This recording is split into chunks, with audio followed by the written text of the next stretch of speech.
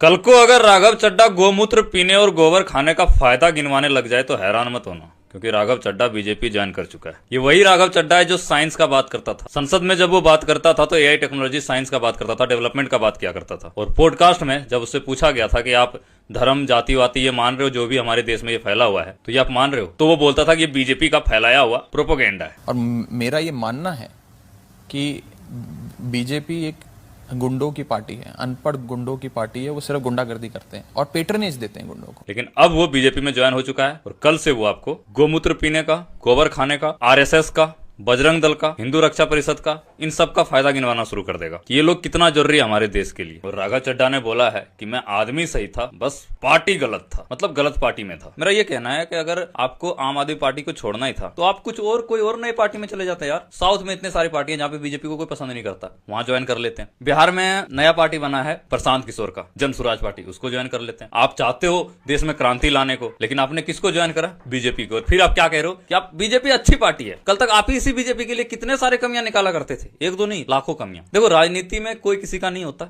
इसीलिए मैं आप लोग से कहता हूं किसी भी नेताओं को अपना आदर्श मत बनाओ, भगवान मत बनाओ, उसको बस एक नेता समझो। जहां उसको फायदा होगा ना भाई, वहां वो जाएगा। जो बोलने में उसको फायदा होगा, चाहे कितना बड़ा झूठ क्यों ना हो, वो उससे भी 4000 गुना ज्यादा बड़ा झूठ बोलेगा, लेकिन वो बोलेगा वही जिससे उसको फायदा होगा। वो अभी अगर एक पार्टी में है, उस पार्टी में उसको फायदा नहीं मिलेगा, वो तुरंत दूसरा पार्टी ज्वाइन करेगा। क्या ना राघव चड्ढा ने? तुम्हें क्या लगता है कि राघव चड्ढा कोई और पार्टी में नहीं जा सकता था? बीजेपी में ही क्यों गया? ठीक है, तुम्हें आम आदमी पार्टी में नहीं रहना था, बीजेपी ही क्यों? आप तो अपोजिशन ही थे ना, क्यों गए? अब वॉशिंग मशीन चलेगा, वॉशिंग पाउडर डलेगा, गिर गिर गिर गिर गिर सफाई होएगा। अब उसके बाद ऐसा नहीं है कि राघव चड्ढा अकेले गया, 4 5 8 नेताओं को और जो आम आदमी पार्टी के नेता थे उसे लेके चला गया। तो ये सब वॉशिंग मशीन का कमाल है भैया। इसलिए मैं कहता हूँ राजनीति के चक्कर में मत फंसो, गवर्नमेंट से क्वेश्चन करो। आपके यहाँ के, आपके आसपास के जो संसद है या फिर जो विधायक है, वो बस कुछ दिनों के लिए है। आज वो अगर बीजेपी को गाली दे रहा है, कल वो कांग्रेस को देगा। अगर वो कांग्रेस में है तो बीजेपी को गाली देगा, हो ना हो कल वो बीजेपी में पहुंच के कांग्रेस को गाली देने लग जाएगा। तो वही हुआ राघव चड्ढा के साथ। कल तक आम आदमी पार्टी में रह के मोदी को गाली दिया करता था, अब बीजेपी में जाके कांग्रेस और आम आदमी पार्टी को गाली देगा।